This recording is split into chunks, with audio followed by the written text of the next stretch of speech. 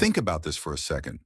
Right now, there are over 60 million Americans putting money into a 401k every single paycheck. It has become so deeply embedded in how we think about work and retirement that most people assume it has always been there, like some ancient pillar of American life. But here is the thing. The 401k did not even exist until 1978, and it was not actually used until 1980. That means your grandparents, and in many cases your parents, lived in a completely different world when it came to growing old and stopping work. It was a world where the concept of retirement itself was barely a concept at all. So if there was no 401k, no target date funds, no employer match, and no Roth conversion ladders, how on earth did people retire? The answer is darker, more complicated, and more revealing about the nature of American capitalism than most people realize. Because for the vast majority of American history, retirement was not a right. It was not even an expectation. It was a luxury almost nobody could afford. And the road from that brutal reality to the system we have today is paved with broken promises, corporate betrayals, political accidents, and one man's creative reading of a page and a half of tax code that changed everything. Let me take you back, way back, before any of this existed. For most of human history, there was no such thing as retirement. People worked until they physically could not anymore, and then they either relied on their children, their community, or they simply died. In 1900, the average global life expectancy was just 31 years. In the United States, it was only slightly better, hovering around 47. Most people did not live long enough to need a retirement plan. The question of what happens when you get too old to work was, for most of civilization, answered by a grim and simple truth. You kept working, or you perished. There was no dignified middle ground. But the Industrial Revolution changed everything. As America transformed from an agrarian society into an industrial powerhouse in the late 1800s, the entire fabric of how families lived and worked was torn apart. Before industrialization, most Americans lived on farms. Families were large, and for good reason. Your children were not just your legacy. They were your labor force and your retirement plan. When a farmer got too old to plow the fields, his sons and daughters took over. The elderly stayed on the family land, contributing what they could, cared for by the same household they had spent their lives building. It was not glamorous and it was not always kind, but it was a system. It had worked for centuries. Then the factories came. Young people flooded into cities like Pittsburgh, Cleveland, Chicago, and New York, chasing wages and a new kind of life. The geographic bond that had held families together for generations was suddenly severed. Sons and daughters who once would have stayed on the family farm were now hundreds of miles away working 12-hour shifts in steel mills and textile factories. And the parents they left behind were on their own. This is where one of the darkest chapters of American social history begins, because for the elderly who could not work, who had no family nearby, and who had no savings, there was only one place left to go: the poorhouse. Poorhouses, also known as almshouses, were public institutions that existed from the colonial era all the way into the early 20th century. They were operated by local governments, and they were designed as a catch-all solution for anyone who could not support themselves. The elderly, the sick, people with disabilities, orphans, widows, and the mentally ill were all thrown together under one roof. These were not places of comfort or dignity. They were places of last resort, and everyone in America knew it. By the 1880s, the poorhouse had become so deeply feared in American culture that a ballad called "Over the Hill to the Poorhouse" by Will Carleton became one of the most popular songs in the country. It told the story of an elderly woman abandoned by her children making her final journey to the local almshouse. And it struck a nerve because it reflected a reality that millions of Americans either lived or dreaded. The poorhouse was not just an institution, it was a symbol of what happened when you outlived your usefulness in a society that measured human value by productivity. Now, in the biggest cities, the poorhouses were enormous. Bellevue Almshouse in New York City, which later became Bellevue Hospital, and Cook County Almshouse in Chicago, which became Cook County Hospital, were sprawling complexes that housed thousands of people in miserable conditions. The residents, often called inmates, lived in overcrowded dormitories with minimal food, minimal medical care, and almost no privacy. For the elderly who ended up there, it was usually where they would spend the rest of their days. And here is the most telling part. As reformers throughout the 1800s managed to remove other groups from the poorhouses, children to orphanages, the mentally ill to asylums, those convicted of crimes to prisons, the one group that remained, the permanent residents who had nowhere else to go, were overwhelmingly the elderly. The poorhouse became, in effect, America's first retirement home, except it was not a home. It was a warehouse for people society had discarded. Imagine that for a second. You have worked your entire adult life. You have raised children, built things with your hands, contributed to your community for decades. And your reward for surviving long enough to grow old is to be placed in an institution alongside strangers, eating thin soup in a drafty hall, sleeping in a bed that is not yours, in a building that smells like sickness and resignation. That was the American retirement plan for most of the 1800s. That was the system, and it haunted people. The dread of ending up in the poorhouse was so pervasive, so deeply ingrained in the American psyche, that it shaped how entire generations thought about money, about saving, and about the meaning of self-sufficiency. To end up in the poorhouse was not just a financial failure, it was a moral one. Society told you that if you ended up there, it was your fault. You had not worked hard enough. You had not saved enough. You had not been enough. That shame was a feature, not a bug, of the system. It was meant to motivate people to avoid dependency at all costs. But the truth was that for most working-class Americans, no amount of hard work or discipline could protect them from the economic realities of old age in an industrial economy. But there were some early exceptions to this bleak picture. Certain organizations, particularly fraternal societies and religious groups, began creating their own safety nets. Irish benevolent societies, German mutual aid organizations, Jewish charitable funds, and fraternal orders like the Odd Fellows and the Masons established homes for their aging members. These groups operated like early insurance programs. Members paid monthly dues while they were young and working, and in return they received care and housing when they grew old. In Brooklyn alone, by the end of the 1800s, you could find dozens of these facilities. The Baptist Home, the Brooklyn Home for the Aged, the German Evangelical Home. The Little Sisters of the Poor opened a home in Washington, D.C. in 1873 that provided housing and care regardless of religion or race. These organizations provided a far better alternative to the poorhouse, but they were limited. They only served their own members or their own communities. For the vast majority of working Americans, especially those who were not part of any fraternal order or religious community, there was nothing.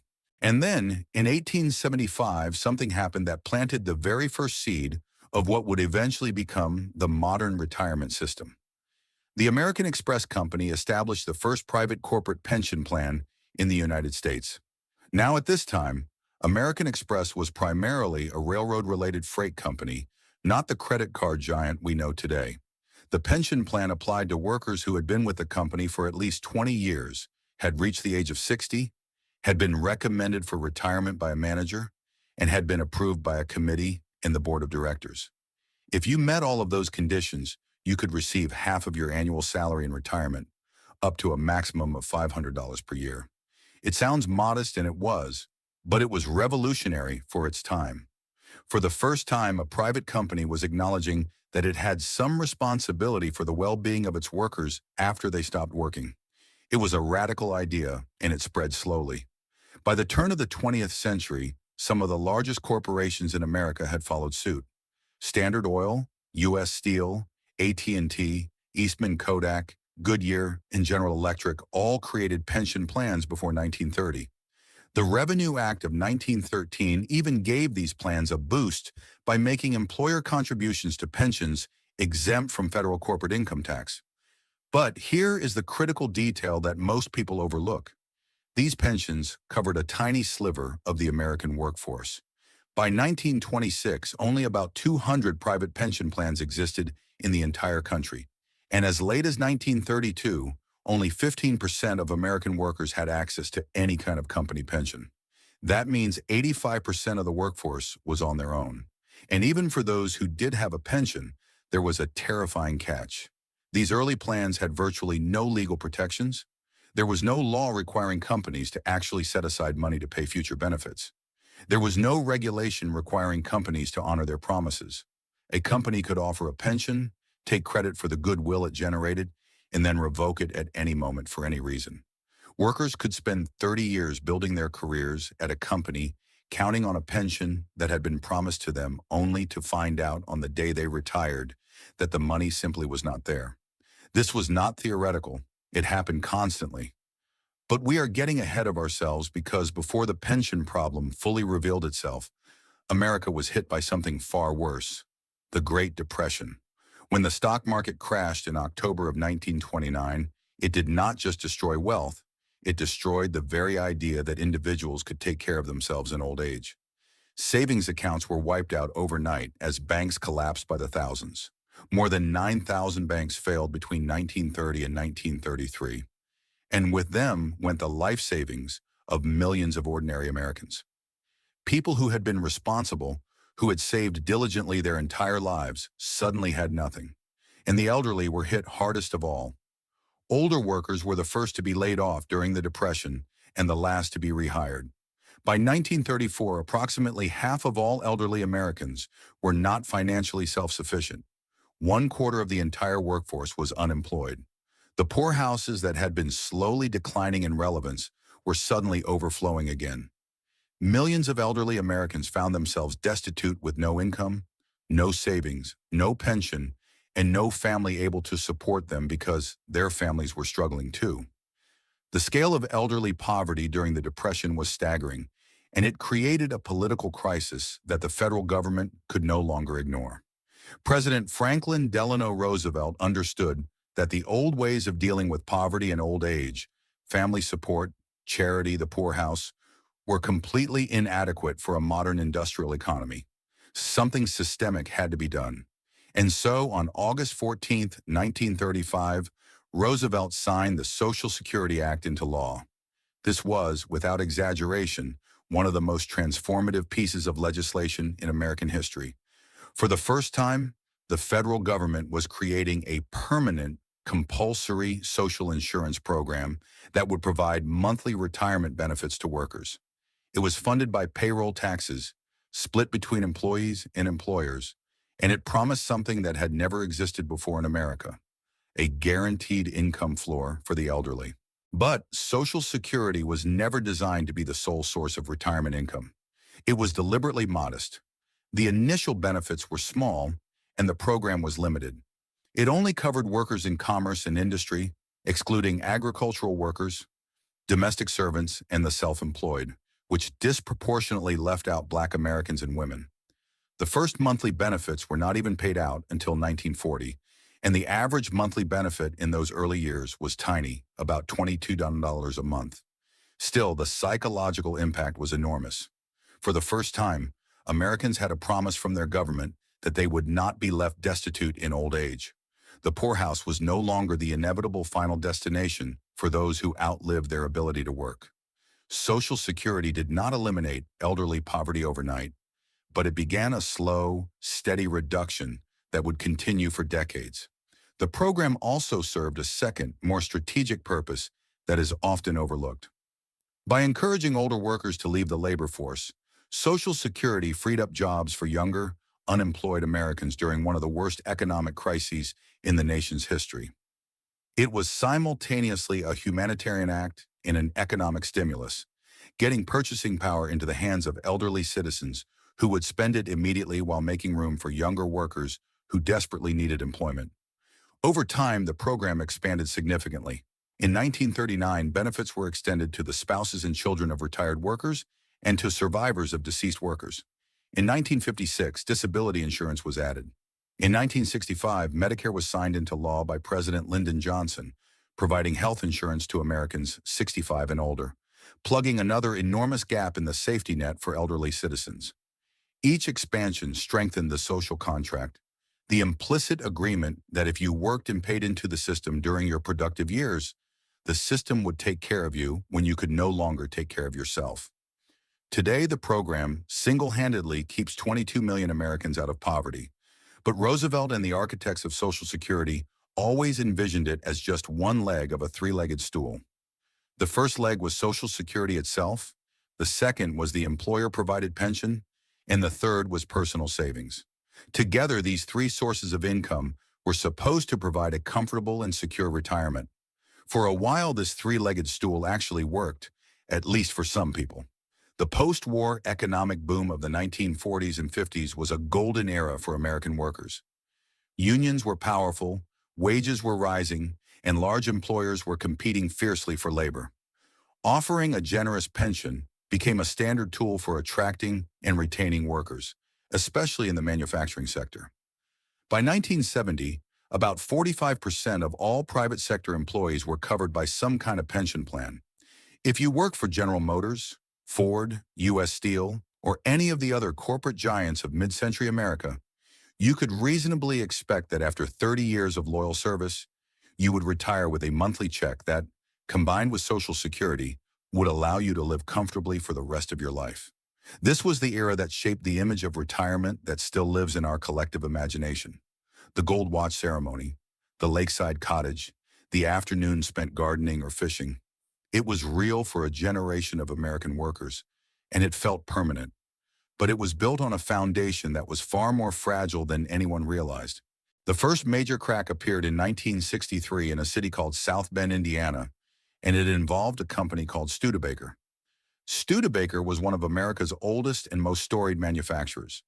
The company had been founded in the 1850s, originally as a wagon-making business. The Studebaker brothers started as blacksmiths, moved into building wheelbarrows during the gold rush, supplied wagons to the Union Army during the Civil War, and eventually transitioned into making automobiles. For decades, Studebaker cars were well regarded for their quality and design, but behind the scenes, the company's finances were a mess. By the early 1960s, Studebaker was struggling to compete with the big three automakers, General Motors, Ford, and Chrysler. Sales were declining, costs were rising, and the company was bleeding money. And there was another problem that nobody on the factory floor fully understood. Studebaker's pension fund was severely underfunded. The company had been promising generous retirement benefits to its workers for years, but it had not been setting aside nearly enough money to actually pay for those promises. In December of 1963, Studebaker closed its production plant in South Bend. Shortly afterward, the company terminated its retirement plan for hourly workers, and the plan defaulted on its obligations. The consequences were devastating. At the time, the pension plan covered roughly 10,500 workers.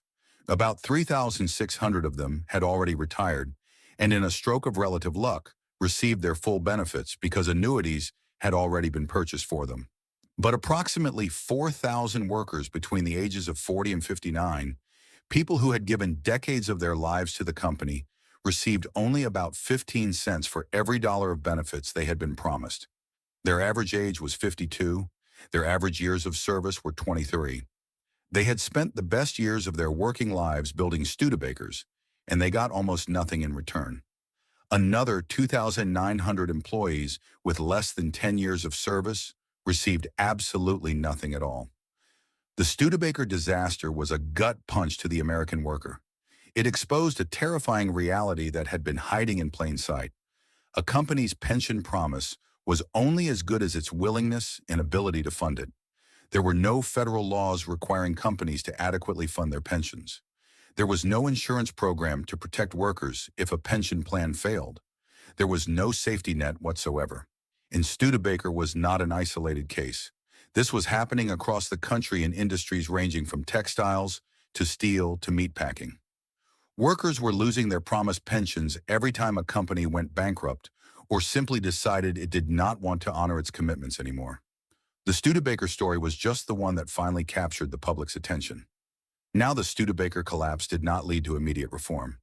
In fact, it took more than a decade of political wrangling, jurisdictional disputes between congressional committees, and intense lobbying from both unions and business groups before anything was done. Senator Jacob Javits of New York introduced legislation to protect pension benefits shortly after the Studebaker disaster, but progress was painfully slow. The infamous Teamsters boss, Jimmy Hoffa's conviction on pension fraud charges added even more urgency to the cause. But the wheels of Congress turned at their usual glacial pace. Finally, on September 2, 1974, a date that fell on Labor Day, in a deliberate nod to the workers who would benefit. President Gerald Ford signed the Employee Retirement Income Security Act into law. ERISA, as it came to be known, was a landmark piece of legislation.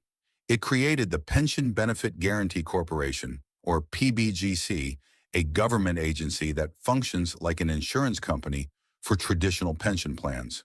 If a company with a pension plan goes bankrupt and cannot pay what it promised, the PBGC steps in to pay retirees a guaranteed portion of their benefits. ERISA also established minimum standards for how pension plans must be funded, how benefits must be vested, and how workers must be informed about their rights. For the first time, there were real legal protections for workers' retirement benefits. A Studebaker-style collapse was, at least in theory, never supposed to happen again. But ERISA also had an unintended consequence that would reshape the entire retirement landscape in ways nobody anticipated. By imposing new regulations, funding requirements, and administrative costs on traditional pension plans, ERISA made pensions significantly more expensive and complicated for employers to maintain. Many smaller companies that had been offering modest pension plans simply could not afford to comply with the new rules, and larger companies began looking for alternatives that would shift the financial risk away from themselves and onto their employees. The ground was being prepared for a seismic shift, and the catalyst arrived in 1978, buried inside an obscure piece of tax legislation that almost nobody noticed. The Revenue Act of 1978 was a sprawling overhaul of the federal tax code. Among its hundreds of provisions was a short, seemingly technical section tucked under Section 401 of the Internal Revenue Code, subsection K. This provision was originally intended to address a narrow issue: how to handle the tax treatment of certain cash or deferred compensation arrangements that companies use for their executives. It was written to limit the ability of corporations to create tax-advantaged profit-sharing plans that mostly benefited highly paid employees. The entire provision was only about a page and a half long.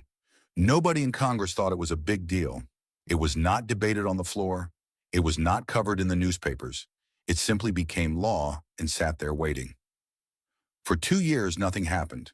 The provision became effective on January 1st, 1980, but there were no regulations written to implement it, and nobody was rushing to figure out what to do with it. And then, on a Saturday afternoon in the fall of 1979, a benefits consultant named Ted Benna was sitting in his office in suburban Pennsylvania working on a project for a banking client. Benna was reviewing the Internal Revenue Code, trying to find a creative way to help his client design a tax-efficient retirement savings plan. And that is when he saw it, Section 401, subsection K. Benna realized something that nobody else had grasped. The language of this obscure tax provision could be interpreted far more broadly than its authors had intended. It did not just allow companies to defer executive compensation. It could be used to create a plan where all employees, not just executives, could contribute a portion of their own salary on a pre-tax basis. And employers could add matching contributions to incentivize participation. This was, in Benna's own words, an aggressive interpretation. The provision had not been written with ordinary workers in mind.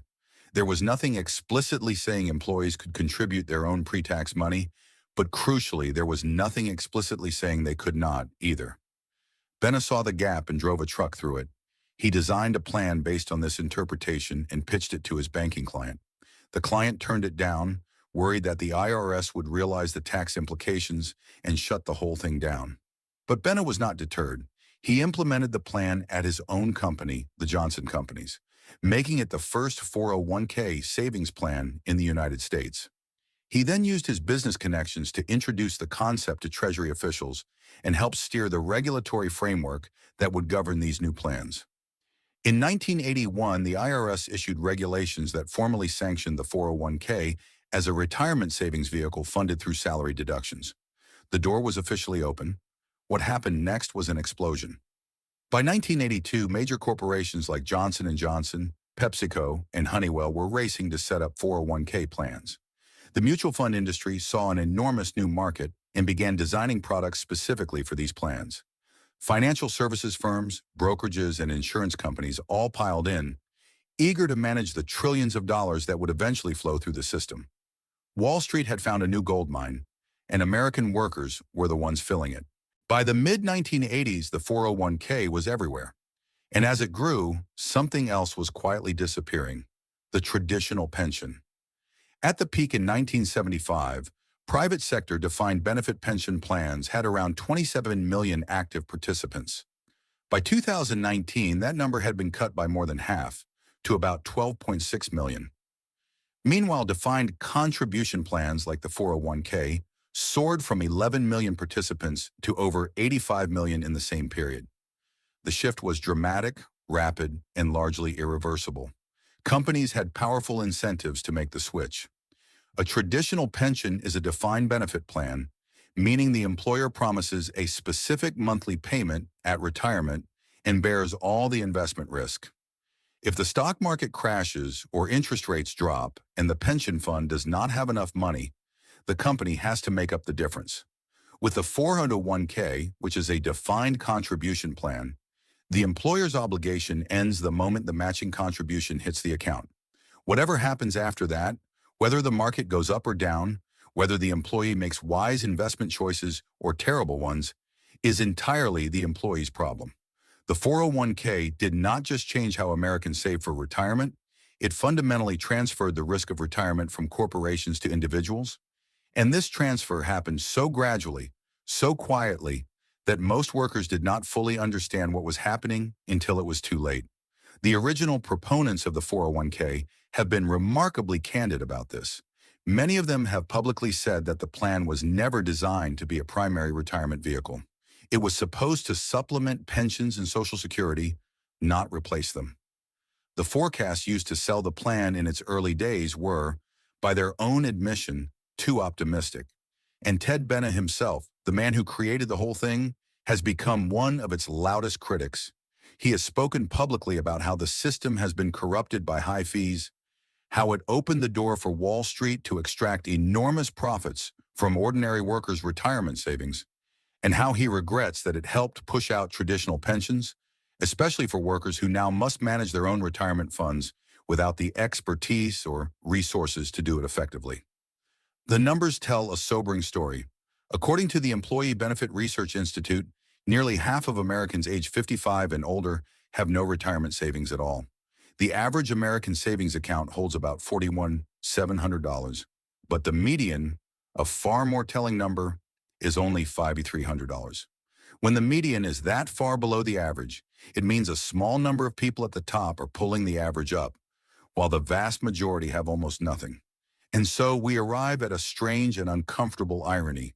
For all the innovation, all the legislation, all the financial engineering of the past century and a half, millions of Americans today face a retirement crisis that would be disturbingly familiar to their great-grandparents. They work until they cannot anymore. They rely on family when family is available.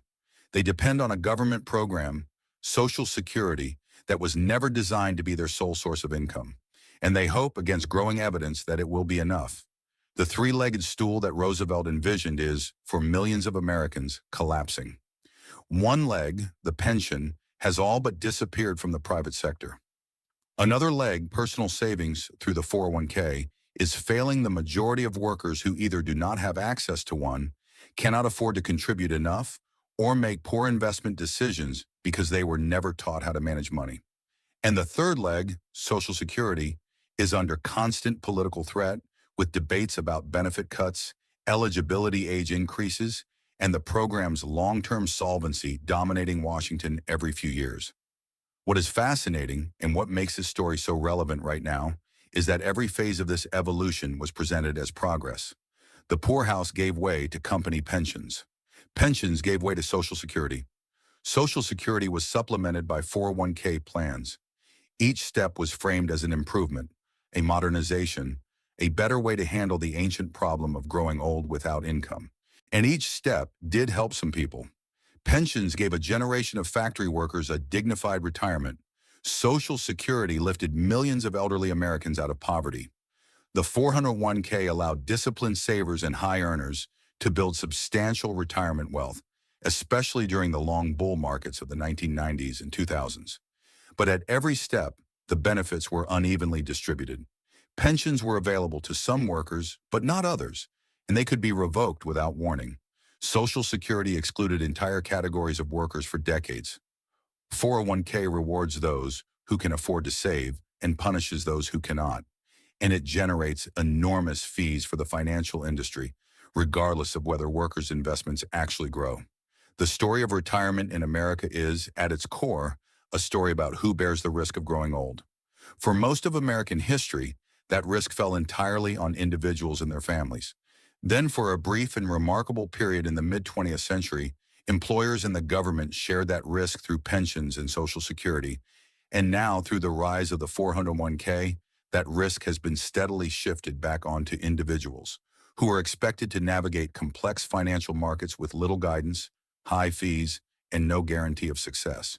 The poorhouse is gone, thankfully, but the fear that drove people to dread it, the fear of aging without resources, without support, without dignity, that fear is alive and well in America today.